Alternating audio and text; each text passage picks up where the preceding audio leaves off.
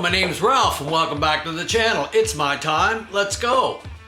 Today we're going to continue working away on the 4-speed and trying to get things buttoned up so we can get it into Margaret. We got a bit to go, we're not quite there yet, but we're almost there. Be sure to stick around to the end of the video when Brad and his father drop in to visit, and Brad's from the Camin Islands and he's brought me a little special gift. Stick around to the end of the video to have a look and see what it is. I also want to thank all you that are concerned about the wildfires that are raging in our area, and I've just put a couple little shots there of outside my home to give you an idea of what's going on. It's still out of control, so to speak, but they are holding it at bay. And we're hoping and praying for everybody that homes are affected in there, that all goes well with them. So thank you for your concern about it, and we're okay here so far. So let's get at it.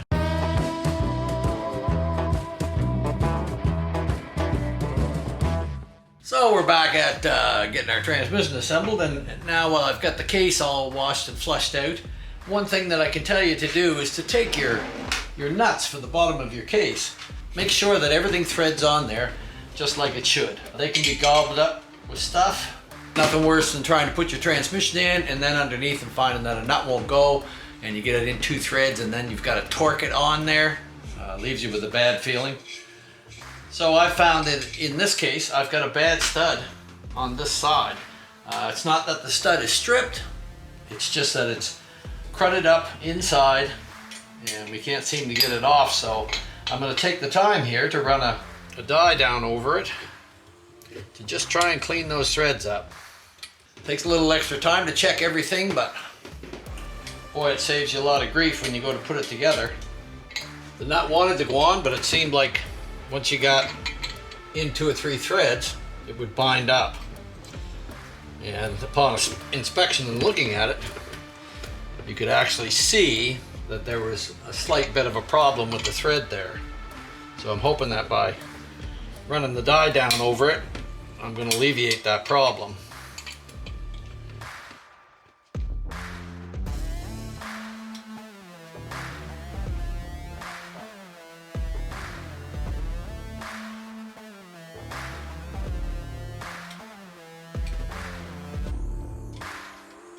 So there we are, we've run the tap down through it, and now we can spin the nuts on there just like we would want to, and know that when we go to put it together there'll be no binding or anything. We just wire brushed them off a bit, cleaned them out, and we're good to go now. I'm going to put our little drain plug in, and we've got a little brass washer that goes with that.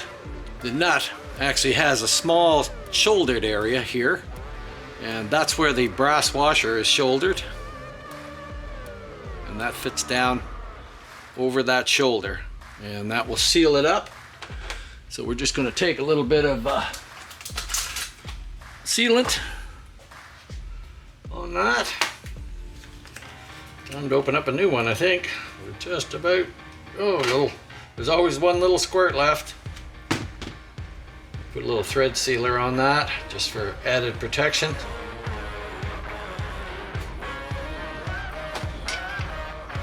Sure your brass piece is centered where it should be.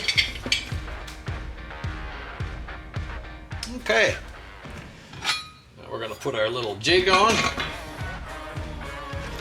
Makes it a lot easier working on it. A couple nuts on there.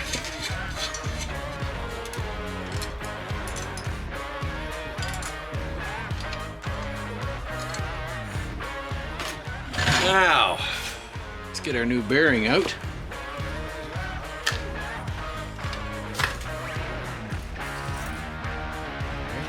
So we wire brush these all off too to make sure when you put your nuts on they're not corroding up. Now we're going to try and get our main bearing, which in this case in the 78 is this kind of bearing. And we're going to oil it up good. And we're going to oil our hole up good. Help the bearing slide in there, and I'm going to try to get it started in there straight before I press it in, which is always a little bit tricky, but and we're always pressing on the numbered side as well.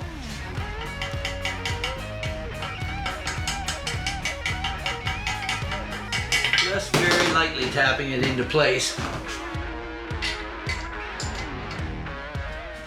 see from where that is, we're off to one side a little bit. And that's looking nice and straight, centered in our hole.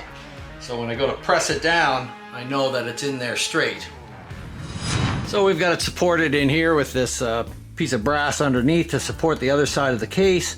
We've got this on it so that it'll press in on there, and that should flatten on the surface. Make sure I'm centered up in there. And we'll just press it down until that goes flush in there.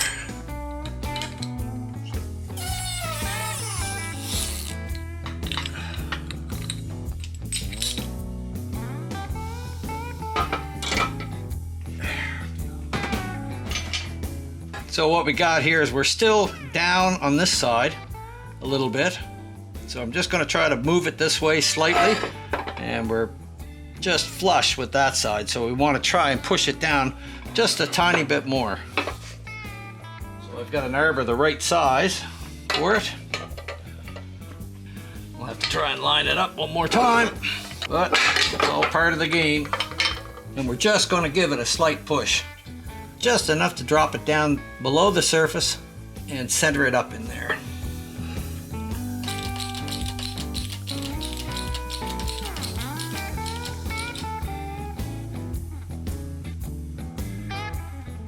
Just slightly. Oh, we're just down below the surface here on this side so that our fourth gear won't interfere with that. And we're below the surface on this side. So we're pretty well centered up inside of there, and that's what we're looking for, so that there's no interference in there. So one thing we do want to check is our third gear fit. Now the specs say 0 to 17 thou, but I know that the more that you have in play on this gear, they say third gear can whine a bit if it's a bit loose, and it doesn't help the fit on there at all if it's able to rock. So what I'm doing is putting this one in, and I'm putting the original one back in. I'm gonna stick the snap ring down in there, the one that came out, because it'll be easier for us to get it out. A little rough to get in and out, but now this has to go in after the transmission has been slid in, and then it can be a pretty hard thing to deal with, to get in there and out. So what I'm going to do is do it here on the bench and maybe save myself a little bit of grief. No fun getting in and out. So I don't know if you can really see that or not, but this gear is moving quite a bit. And we're trying to measure the side-to-side in-play of this down in here.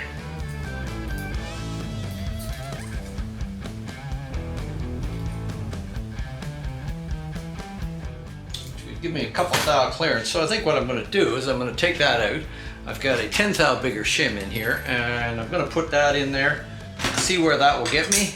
Maybe we'll get lucky, maybe we won't, but we're going to try it.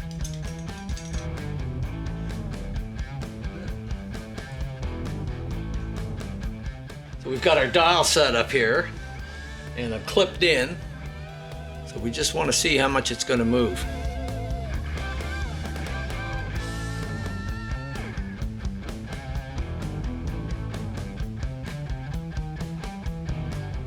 So we got about 4/1000 of an inch clearance there, and you know, being as it's only that much, that's pretty snug. I'm happy with that. So I'll get the clip out, and that way I can install it in the transmission, put a new clip in, and I know that my clearances are right. So now we're going to put our fourth gear seal in, a pair of them. And an interesting fact about these fourth gears, these go up to 1990. Now the 91 and up ones are 10/1000 of an inch bigger than this. So if you find that a seal is worn or fell out and it just doesn't want to go in tight, you can put the 91 and up ones in, and they're 10 thou tighter, bigger on the outside, and they give you a fighting chance. So we're going to just oil this up in here. Nice coat of oil, a nice coat of oil on the outside. And we're going to drive it down in there a ways. Not right to the bottom, really only want enough space to get the second one in. We can go down a little bit farther there. Looks like it. You don't want to compress the rubber against the bushing. I'll drop this one in just below the surface. As you can see, the first one is in there.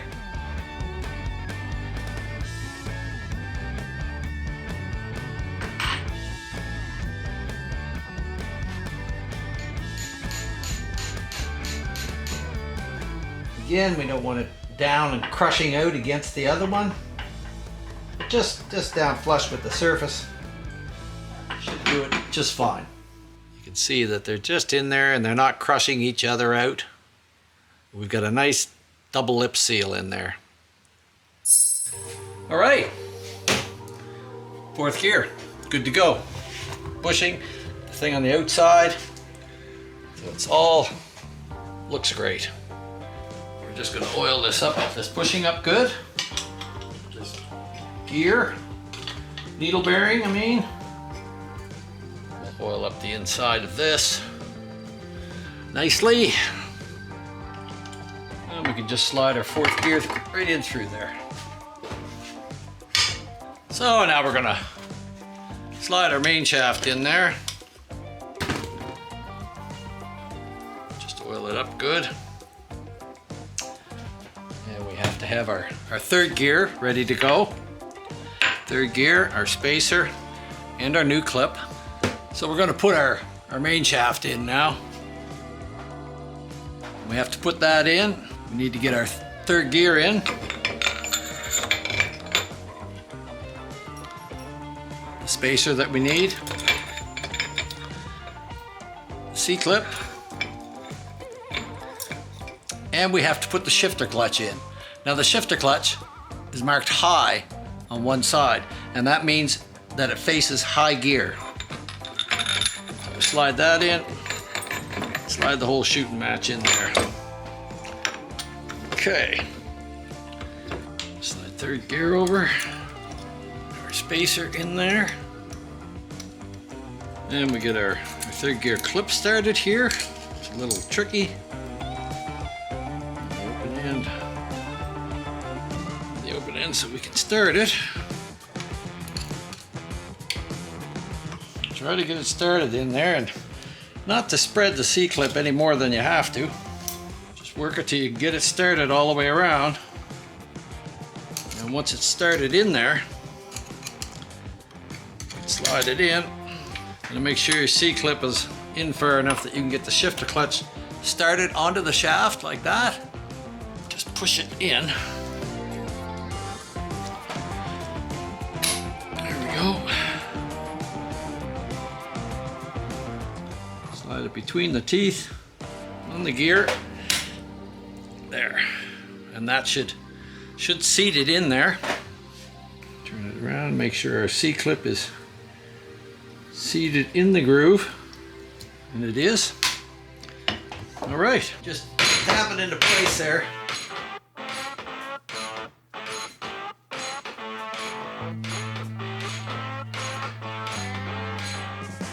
Till the main bearing seats in there where it's supposed to be. All right. Now we've got that in place. So now we're just going to put in the holding plate here.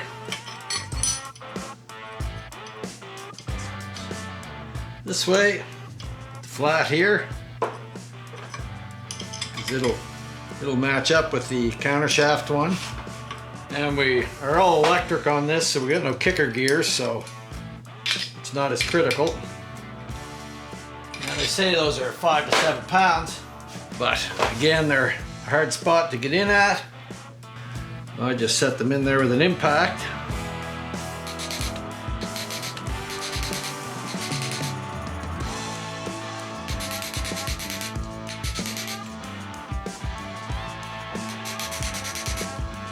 All right.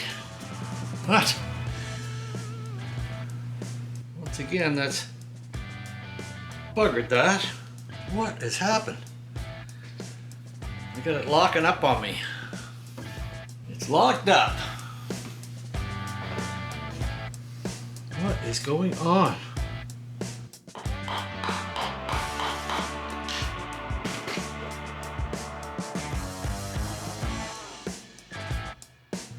Why is that bearing locking up? Something is wrong. And it makes no sense to me. Something is causing it. Something is blocking the main shaft. I've never had that happen. Now, I don't know what is going on now.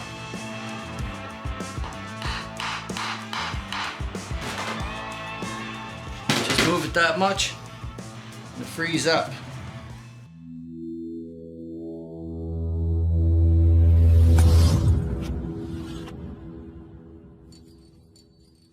So every time I put the thing together, it would bind up, and I couldn't figure out why. And so instead of pretending that I know it all and I just put it together, I thought I'd point this out to you. Because the Jim's bushing was in there before and it was down to the depth that I wanted for double seals, it had actually been pushed out this end farther. So when I slipped the main shaft through, at the last little bit where it all buttoned up, I think that would actually hit here and seized everything up. But we're gonna see. But I think that's what it was. So just as a point, so you know, if you're putting one of those bushings in, don't press it too far through. Now I'm down to the little sort of points that you can see there. Small little points. So I'm down to that level, so I should be fine in there. So we're gonna try to put it back together and see what happens this time. So we'll give it another shot. Put this in. Third gear on. A little spacer. C-clip. Shift clutch with the high facing fifth gear or fourth gear. And we'll just slide that in there. Get this so that we can work at it.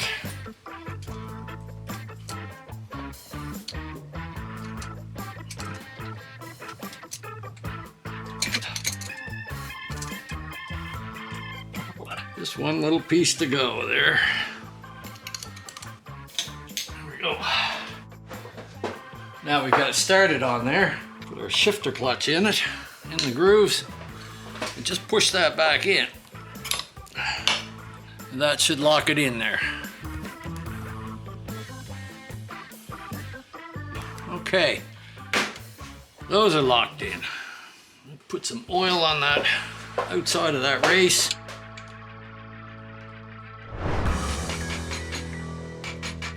Not going along with me today. I'm just going to tap the race in around instead of putting the pressure on that bearing.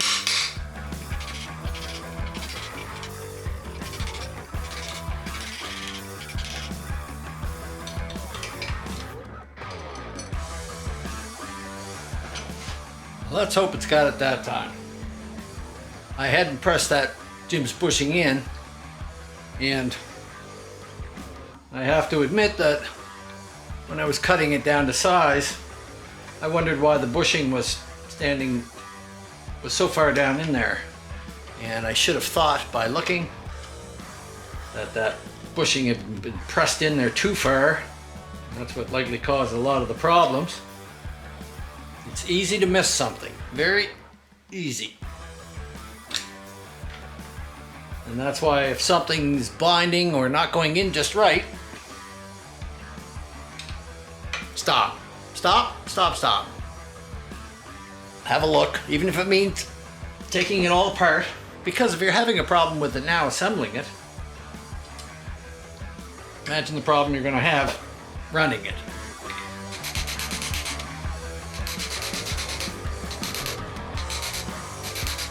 Okay, there we go. Now we're fine. Now we're fine. So, lesson learned. Anyone can make mistakes, me included. But you live and learn, and each time something happens, you learn from it. And you remember, I had a problem with that.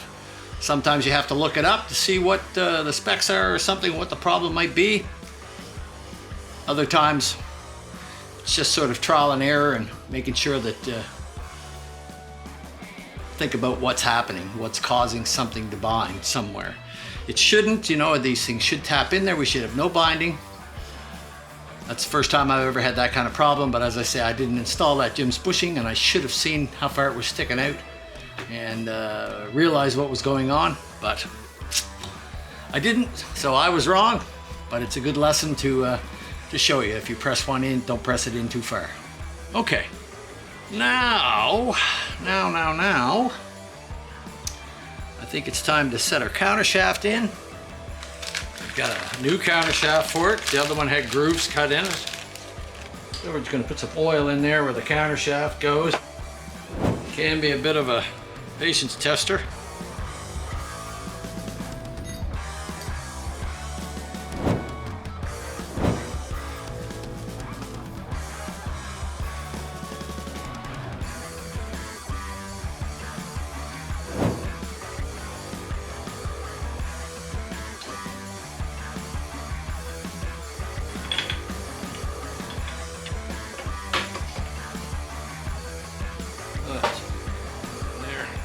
Go up a little bit, just like that. There we go. Now we'll try to get a feeler gauge down in there, right in between here, and see what we got. So we're trying to put our feeler gauges down in there, and I've tried a couple of them, and now I'm up to about a 17 here. That's what it seems to be. You're measuring between the thrust washer, and if you're not sure if you're down between the thrust washer or not, you can push your feeler gauge down and slide the pack over, and you won't be able to pull it out. So I'm like 15 to 17 there. So according to the book, it should be 4 to 12 in there. So I'm going to pull the counter shaft out again, get my my spacers, and see if I can find one a little bit larger than what I have in there. So we have our selection of some washers here. We just go through them and measure up like 90 thou, 189. And we'll just go through these until we get the proper size counter shaft washer that we need for there. By the way, check out my brother down south, Hippie, at Hippie's Chopper Corner. Get yourself a t-shirt, subscribe. Be sure to go visit him. And don't forget my other brother down in Jersey there, Slickheads Custom Cycles. Be sure to check them both out. Hit that subscribe button, help them grow, as well as hit my subscribe button, help us grow. You know, we're all working together, so check them out. Hippie's Chopper Corner and Slickheads Custom Cycles. Alrighty. Got one a little bigger here now. Let's see if we can get it in without too much grief. And I got about 4/1000ths of an inch there, but I do have some grease on it, which will make it stand out a little bit, but I'm pretty close to where I want to be. So now I just have to slide my counter shaft back, get my O-ring on it. There we go. Need to turn it and put our locking plate on.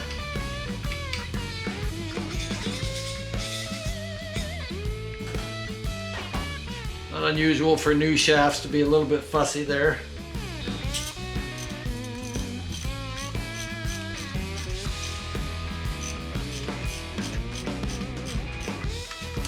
So that's pulled through. I just got to get my lock washer for that. Get that back in there now. Measured it up at 4. Okay. And a locking tab. Got the little locking tab here, and it's a little groove in it. It fits on the counter shaft. We'll drop a Loctite on there.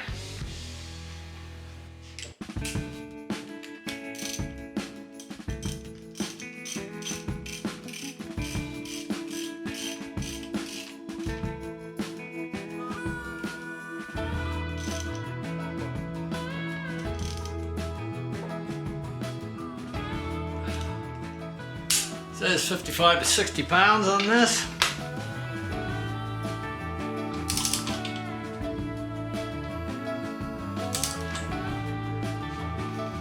What's happened there? It spun on me. Jesus.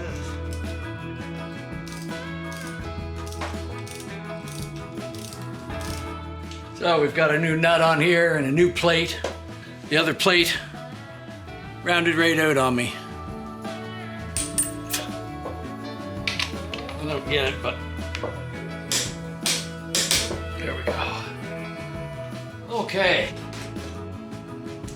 50 pounds on there. That's plenty. Bend our tabs over.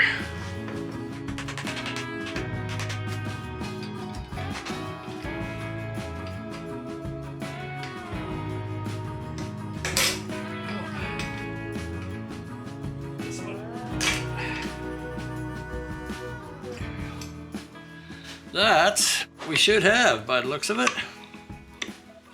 On the inside of this.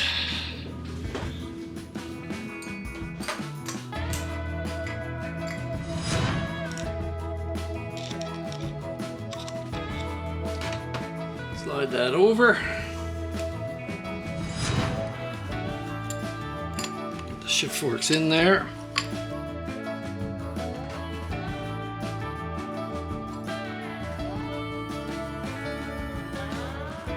We have to pay attention that these blocks are on the inside. 80 and up, the blocks are on the outside. So they're not to be confused like that. So as you can see here, from the late 79 and on, the blocks are on the outside of the shift fork. And from 59 to early 79, the blocks are on the inside of the shift fork. Such is what our transmission is. So be very careful to get those right and not to get them in wrong. They'll appear to shift at first, but it could blow the transmission right up.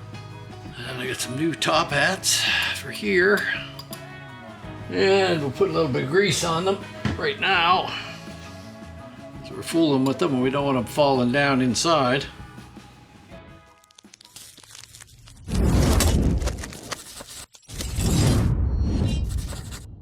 What a great day. I got to visit with a bunch of buddies earlier today, and then Brad and his father dropped in. Brad from the Camin Islands that visited me last year. Good day, good day. How you doing? Good day, good day. How are you? What you working on? Good, and yourself? Oh. Still living, still kicking? That's right. How's it going? Good. How did you drive down? Oh, beautiful. Nice. Great drive. Beautiful. Great drive. Nice. These, two of those are broken off. Oh yeah. Right? And so, just at the top, obviously, but you can't, the stud's completely gone. And so anyway, I mean, I like a ratchet top look better than a cowpie anyway, but. I mean, that's what I would do. I would have somebody weld that up. And then just put the kicker cover on it. And, yeah. Drill it, tap it, right? If that's all that's wrong with the case. And maybe I should consider that. Just get them to weld something and then I could just sand it down, make it look that's right. Like it should. You can make it like that and then put your kicker cover on there and then drill use tap it for your holes. Yeah. To drill it. Yeah, that's not a bad idea. Yeah. If that's all that's wrong with the case, I would see if you sure get somebody just on first inspection. That's all that's wrong with yeah. It's cracked or completely snapped. Well, basically cut that in half from here. Okay. Right. So the whole top part of that. Yeah. So it just needs flange. I guess you call it to take that up and then you know, die grinder and get it back into shape. Brought me a little specialty here to spice up my Saturday night. As promised, bottle of Caribbean rum. That's right from, they make that right when they came out. It's called 7 Fathoms, and the story goes is that they age it 7 fathoms below the water.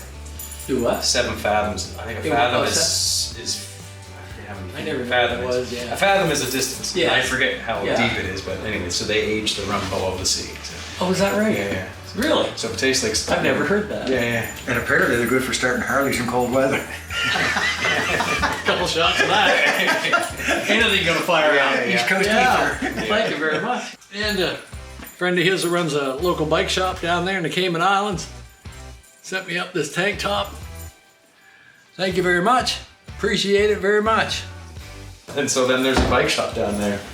A guy named Keith, he's out of the States, but I was telling him that I was watching the videos and stuff. He powder coated all my stuff. Oh yeah. But he doesn't do a lot of engine work. He's like, I said something about getting help at the bottom end. He goes, I don't even touch them. Yeah. He goes, I just order a brand new bottom end and I go from there. He's more of fabricating than engine shop guy, right? So, and I said, well, that's cool, but he's helped me a lot. And so I told him I was coming up. He goes, he just threw this at me. He goes, well, send that up to him. And I don't know if it fits. I don't know what size you take, but came in custom cycles. Really? And then there's the flag. Well, at least you have somebody that you can tag on. Yeah, he's not a bad fellow. For parts and things like that, right? Yeah. And I wondered what, I mean, you never know what's available. Some there available, but I just wondered what you have. Well, thank you very much. And that is this is called hot pepper jelly. Hot pepper. Yeah, I don't think it's that spicy, but. Do you like spicy food? I like it. There you go. But it's not that spicy. It's for your biscuits and stuff, right? Oh yeah. So you just put it on it, and it's like sweet you a and little spicy. purr. Yeah. It wakes you up. Great. Anyway, it's good for scones and biscuits. Ah, cool. Maybe the missus will like it. If it tastes like I'll have a trash. sip of that tonight. I don't drink much anymore, but Me either. every once in a while, I Just a little bit. Yeah. Well, the weather's getting cooler. And I think I'd have like to have a couple of. So it's always great to see people visit, and I mean that's what it's all about. I've made these contacts through the YouTube channel, and I really like that part of YouTube. Have a good day. Yeah. Have a good day. Great to see Thanks for putting up with us so long. Oh, It was going to be a 20-minute stop. Hey, look, exact same day this time next year. come here, Norman. Anyway, you guys take care, okay? You too. Enjoy the rest of your trip, Okay, and thank don't you. hesitate to contact me at all, Brad. If you have any questions about stuff, anything I can help you with. If it's worse to worse, I'll make a little video and send you to something if I can help you with something. Well, great. Yeah. To get that cell phone going. There we go. There we go. I'm on that phone. All right. guys, take good care. Okay.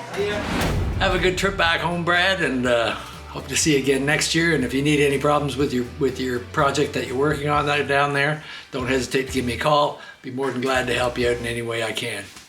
That's what it's all about, meeting people around the world. Pretty exciting. All right. Now I'm looking out my backyard.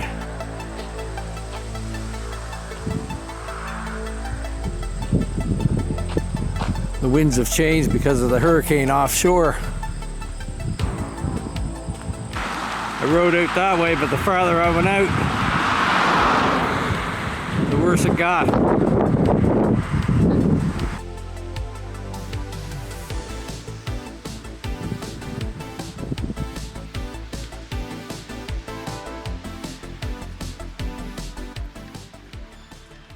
So if you enjoyed this video today, like, subscribe, comment, ring the bell. Even though Slick don't like it, I'm going to say it anyway. And we hope to see you all join us next week when we complete the 4-speed build and get it ready to slip into Margaret. All right, play safe. Stay out till the break of dawn.